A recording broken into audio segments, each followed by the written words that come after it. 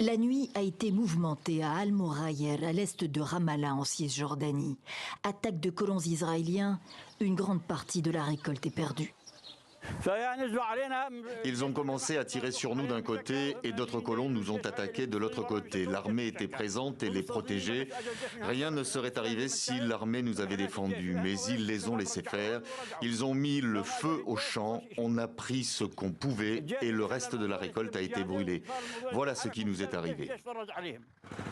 Ils étaient environ 25 colons, selon cet élu du conseil municipal. L'objectif de cette attaque est de nous faire partir. Il y a près de 12 avant-postes autour d'Al-Murayer. Nous sommes sous pression de l'armée et des colons. Habitations démolies, récoltes brûlées, arbres coupés, moutons volés. Les colons disent qu'Al-Murayer ne devrait pas exister, sachant que c'est le village palestinien le plus éloigné de la région de Ramallah, dans la vallée du Jourdain. Des Palestiniens menacés dans leurs biens et leur intégrité physique.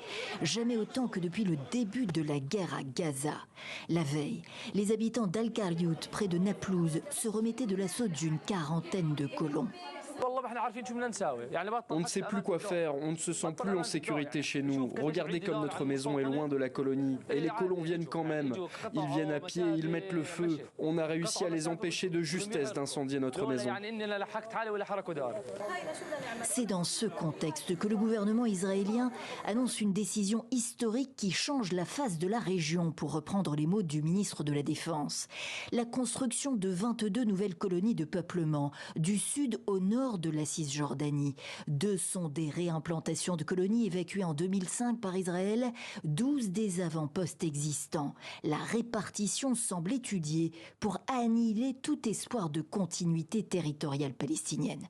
Condamnation sans surprise du Hamas, la colonisation israélienne illégale au regard du droit international n'a jamais autant progressé que sous l'actuel gouvernement, qui ne cache pas sa volonté d'annexer la Cisjordanie au moment où plusieurs pays veulent tenter de redonner vie à la solution des 2 États.